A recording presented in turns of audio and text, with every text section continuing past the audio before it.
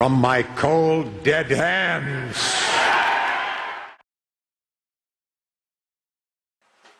Hello. Hello. Today we're going to talk about the Second Amendment. Why do you think our founding fathers made the right to bear arms the Second Amendment? Well, man, you was put there to kill animals. That's why, for hunters. That's why we got a Second Amendment. You cried, we saw Bambi. It's put there to protect our property rights. Why do you think our founding fathers put that in the Bill of Rights? Shit. It's put there to have guns, to fight damn commies, and rags when they invaded America. Hey man, like in the old days, they needed the flintlocks, they needed the army to fight the British. That's why I got the Second Amendment, to fight the British. Well, remember, this is the Second Amendment, right after the right to free speech. Our founding fathers knew that power corrupts. Just like how Britain was being oppressive towards the colonies, they knew that eventually our own government would become so big, so huge, so oppressive that it would deny its citizens liberty. So they put the Second Amendment, the right to bear arms, guarantee the right for its citizens to fight against to rebel against this government when it became very oppressive. History has shown in other countries, when they have an oppressive government and they revolt, they have a revolution, like in Italy or Russia, what's the first thing that a government does?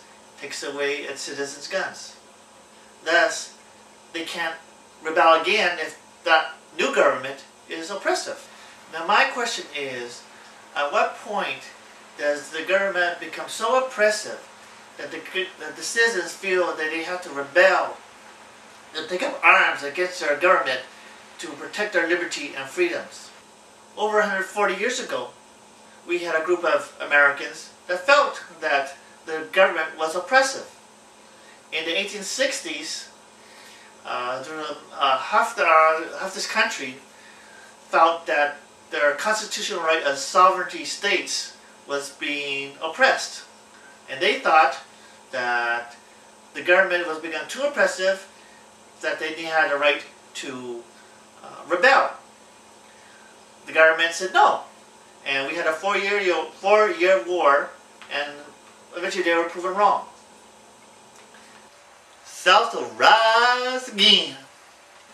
When is the point from doing it legally to the stage, to the judicial system, to the point where it's not working?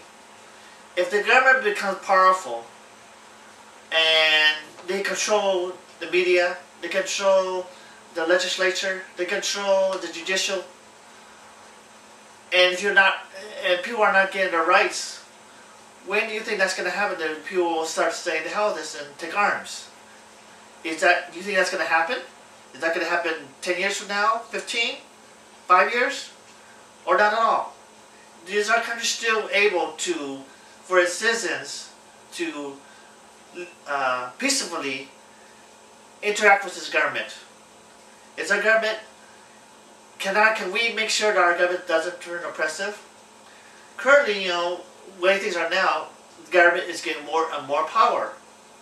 You know, it's become bigger and bigger.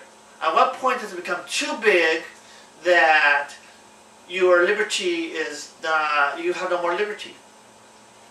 Currently, as a government, you know, they control the banks, they control the education, they might be controlling the judicial, they want to control our power, they want to control what cars we drive. You think that's happening? Do you see that? If that's happening, is there still a way to peacefully put the brakes on that, to turn it back to less government, or not?